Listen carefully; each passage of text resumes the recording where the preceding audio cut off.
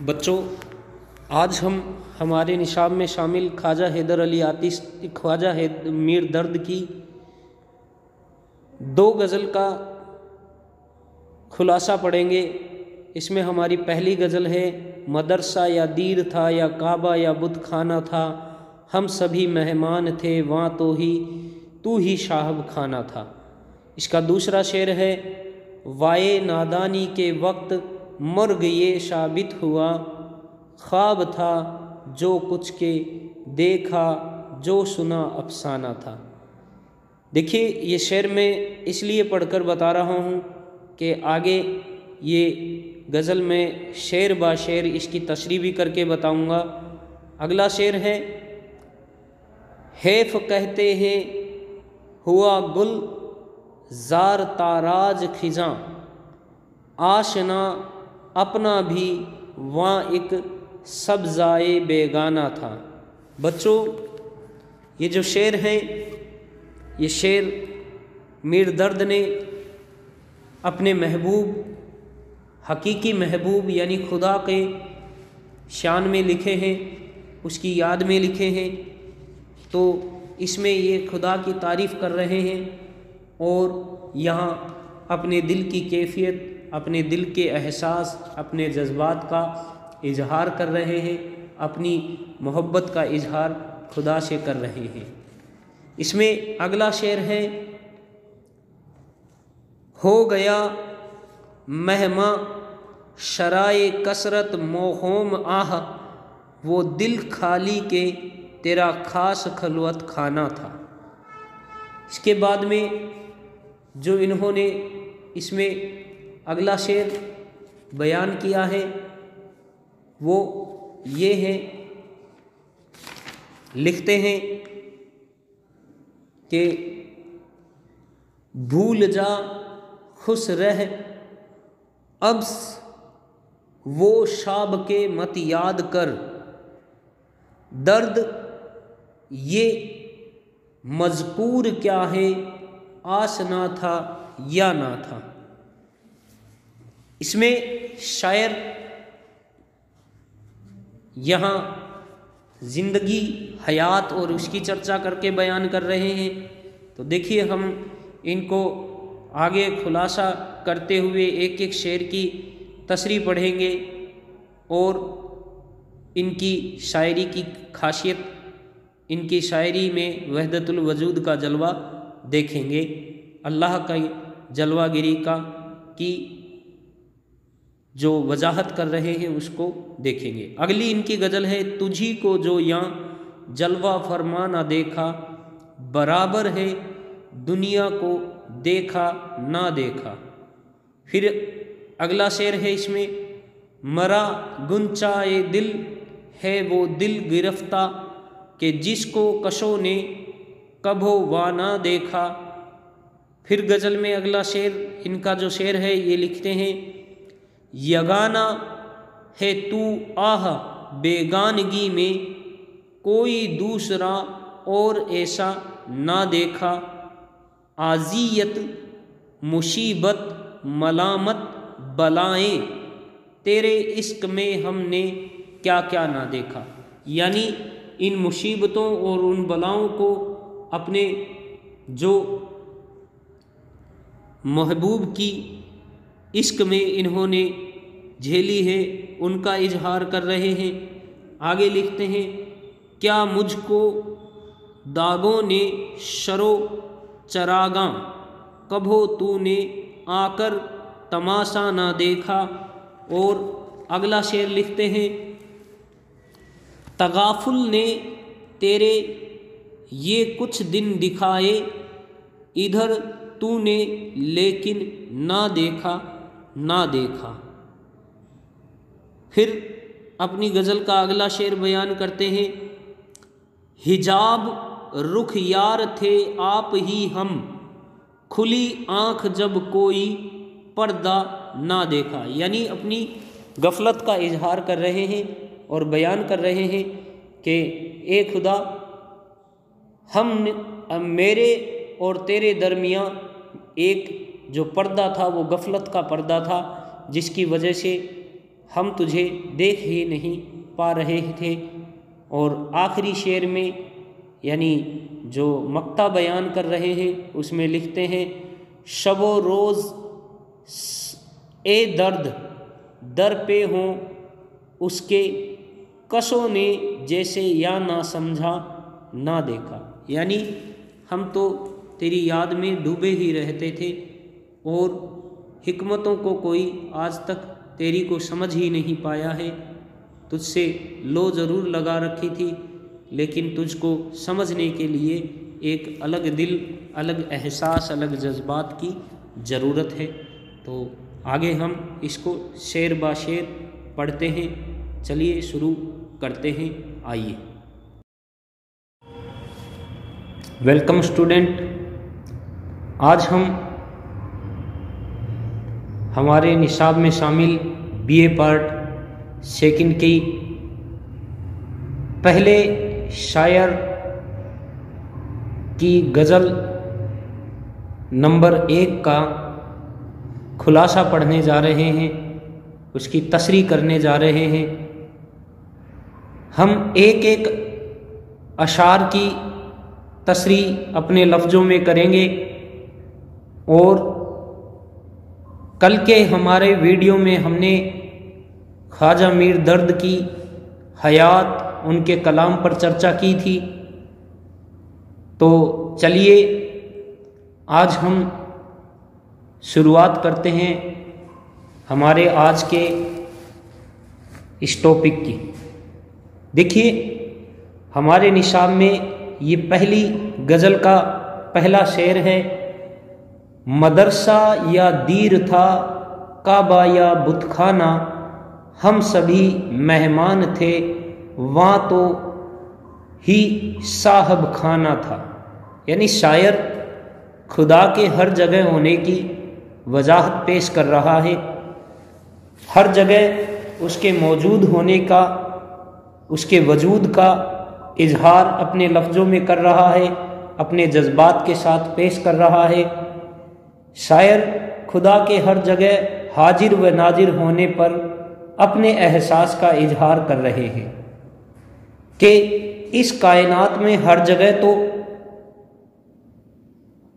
اور ہر جگہ تو ہے اور تیری جلوہ گری ہے، اور تیرے حاضر و ناظر ہونے کے قائل سب ہی ہیں، خواہ انسان تجھ کو کعبے میں تصور کرے یا پھر صنم قدے میں، ہر جا تیرا تصور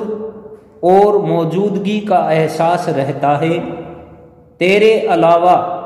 تمام ہی لوگ مہمان کی طرح ہیں جو تھوڑی دیر تجھ سے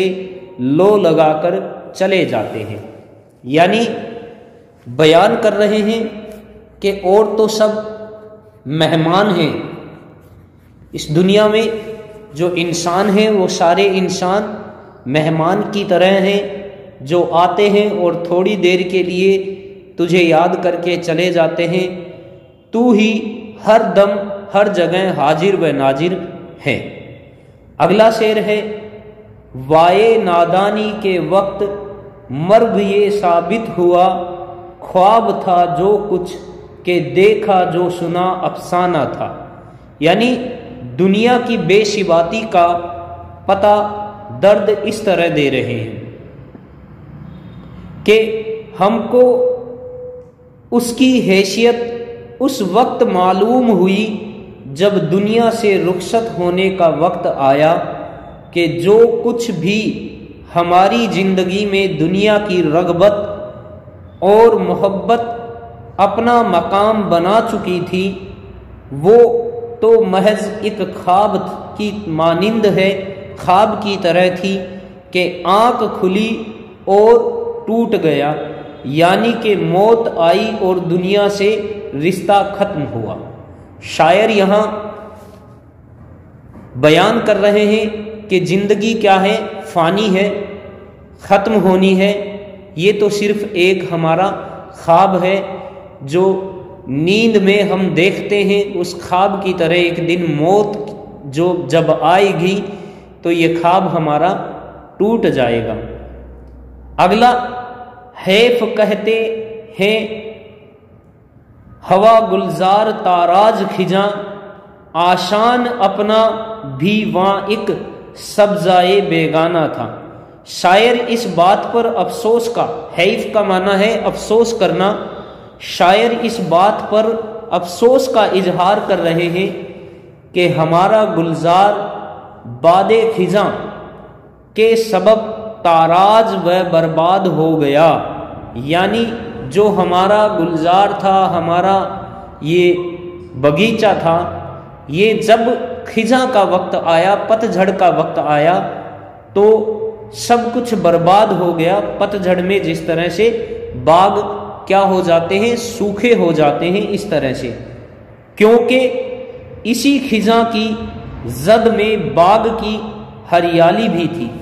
اور اس نے بھی باغ میں پھولوں کے ساتھ ساتھ اپنا وجود ختم کر لیا۔ یعنی شاعر یہاں باغ سے زندگی کی تشبیہ دے رہے ہیں اور کہہ رہے ہیں کہ جب یہ خزاں نما یہ جو ایک وقت آتا ہے، یہ وقت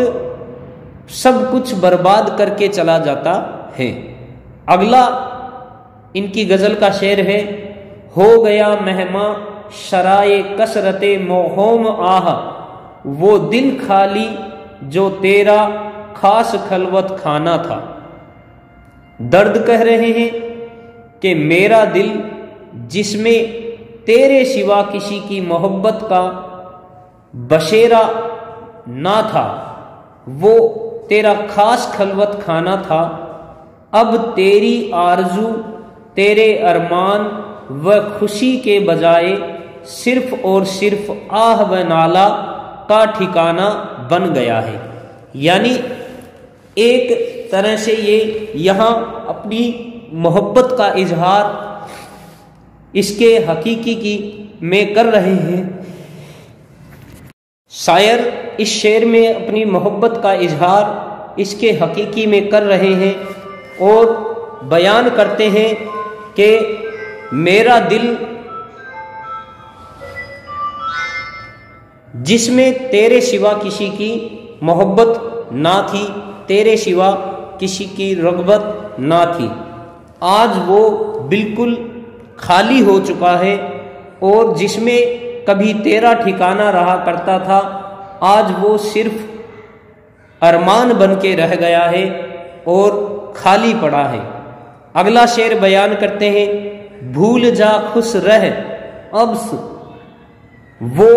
سابقے مت یاد کر، درد یہ مذکور کیا ہے آسنا تھا یا نہ تھا۔ درد اپنے ماضی کو یاد کر رہے ہیں، اپنے بیتے ہوئے کل کو یاد کر رہے ہیں اور بیتے ہوئے واقعات و حادثات اور بہترین وقت جو انہوں نے اپنے رفقا یعنی اپنے یاروں، اپنے دوستوں کے ساتھ گزارے تھے، ان سب کے تعلق سے کہہ رہے ہیں کہ ان تمام باتوں کو بھول کر مستقبل یعنی آنے والے کل پر نظر رکھو اور اس بات کو بالکل بھول جاؤ کہ تمہارا آسنا یعنی تمہارا ہمدم بھی کوئی تھا کہ نہیں، تب ہی تم کو خوشی و مسرت حاصل ہو سکتی ہے۔ یعنی یہاں شاعر نے خدا سے اپنی محبت کا اظہار کیا ہے اور ساتھ میں ہی انہوں نے بتایا ہے کہ اپنے پچھلے یعنی گزرے ہوئے کل کو بھول کر اپنے آنے والے کل کی جو فکر ہوتی ہے انسان کو، اس کی فکر کرنی چاہیے کہ ہمارا آنے والا کل کس طرح کا ہوگا، کیسا ہوگا۔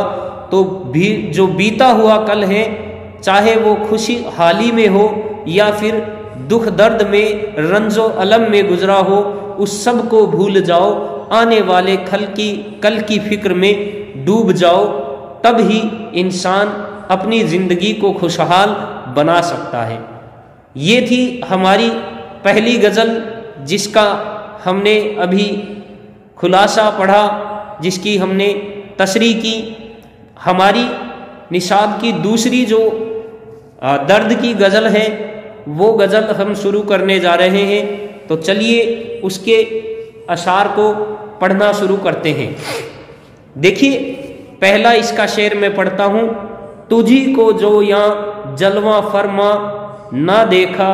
برابر ہے دنیا کو دیکھا نہ دیکھا۔ پھر سے شاعر یہاں خدا کے ہونے کا، اس پر غور و فکر کرنے کا اظہار کر رہے ہیں، کہہ رہے ہیں کہ تجھ کو اگر نہیں دیکھا تو پھر دنیا میں آ کر کچھ نہیں دیکھا۔ لکھتے ہیں کہ یہ دنیا غور و فکر اور عمل کی جگہ ہے۔ اگر ہم نے اس دنیا پر غور و فکر کر کے خدائے واحد کی جلوہ فرمائی نہ دیکھی، یعنی اس دنیا کو ہم غور و فکر نہیں کر کے اگر دیکھیں گے، اگر ہم خدا کی جلوہ گری دیکھیے، اس کو ہم کیسے دیکھ سکتے ہیں؟ ہم قدرت کا جو منظر ہے، قدرتی مناظر ہیں، ان کو دیکھ کر ہم دیکھ سکتے ہیں کہ خدا نے کتنی ناچیز چیز بنائی ہے اس دنیا کو، کتنی خوبصورت یہ دنیا خدا نے بنائی ہے۔ اگر خدا کی جلوہ گری دیکھنی ہے تو ہمیں اس دنیا میں غور و فکر کرنا پڑے گا۔ تو دیکھیے لکھا ہے خدائے واحد کی جلوہ فرمائی نہ دیکھی تو پھر اس دنیا میں ہماری زندگی بے معنی ہے، یعنی اگر ہم نے اتنا کچھ اگر غور و فکر کر کے نہیں دیکھا تو پھر ہماری زندگی کیا ہے؟ بے معنی ہے، کہ ہم اس کے ذریعہ سے خدا شناسی کا جوہر حاصل کر سکتے ہیں۔ یعنی اگر ہم اس کو اس دنیا پر غور و فکر کر لیں تو ہم خدا کی بنائی ہوئی چیزوں پر، خدا کے اس کرشمے پر غور و فکر کر کے اس کی جو بنائی ہوئی چیزیں ہیں ان کے جوہر کو دیکھ کر ہم خدا کو جان سکتے ہیں، پہچان سکتے ہیں، اس کو سمجھ سکتے ہیں۔ آگے لکھا ہے میرا گنچائے دل ہے وہ دل گرفتہ، کہ جس کو کشوں نے کبھو وا نہ دیکھا۔ اس میں شاعر اپنے دل کے بارے میں کہہ رہے ہیں، یعنی اپنی دلی کیفیت کا اظہار کر رہے ہیں کہ یہ ہمیشہ بند ہی رہتا ہے اور کبھی کھلتا نہیں، کیونکہ یہ ایک گونچا کی مانند ہے۔ جیسے جب ایک پھول کھلتا ہے اس سے پہلے پھول ایک بند گونچے میں رہتا ہے، اس طرح سے اپنے دل کو گونچے کے مانند اس کی طرح بتا رہے ہیں، جو کہ زر سخت کی محبت میں کھلتا ہی نہیں ہے۔ میرا دل بھی اللہ کی محبت میں جکڑا ہوا ہے، اس کے علاوہ اس میں کچھ نہیں آ سکتا۔ یعنی اپنی محبت کا اظہار خدائے واحد کی سے جو اس کی محبت ہے، شاعر کی اس محبت کا اظہار کر رہے ہیں، اپنے حقیقی عشق کا اس میں انہوں نے اس شعر میں اظہار کیا ہے کہ میرا جو دل ہے وہ صرف خدا کی یاد میں رہتا ہے، اس لیے کسی اور چیز کے لیے میرا دل کھلتا ہی نہیں ہے، ہمیشہ گونچے کی مانند ہمیشہ بند رہتا ہے۔ اگلا جو شعر ہے شاعر نے لکھا ہے یگانہ ہے وہ آہ بے گانگی میں، کوئی دوسرا اور ایسا نہ دیکھا۔ اپنے محبوب یعنی اپنے خدا کے بارے میں کہہ رہے ہیں کہ وہ غنی ہونے میں یگانہ ہے، اس کا کوئی مقابل نہیں ہے۔ یعنی وہ اتنا غنی ہے، اتنا سخی ہے،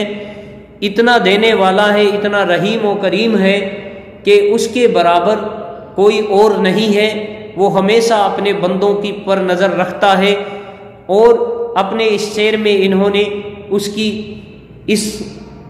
ایک ہونے کی جو وحدت الوجود ہے اس کی ذکر کو انہوں نے بتایا ہے۔ وحدت الوجود کا جو فلسفہ ہے اس کی وضاحت کی ہے، کہتے ہیں کہ اس کا کوئی مقابل نہیں ہے۔ ہم نے اب تک اس جیسا نہیں دیکھا کہ اس صفت میں کوئی اور بھی ہے، وہ تو صرف اکیلا ہے۔ یعنی یہاں ان کے وحدت الوجود کا جو فلسفہ ہے اس کی انہوں نے وضاحت کی ہے، اور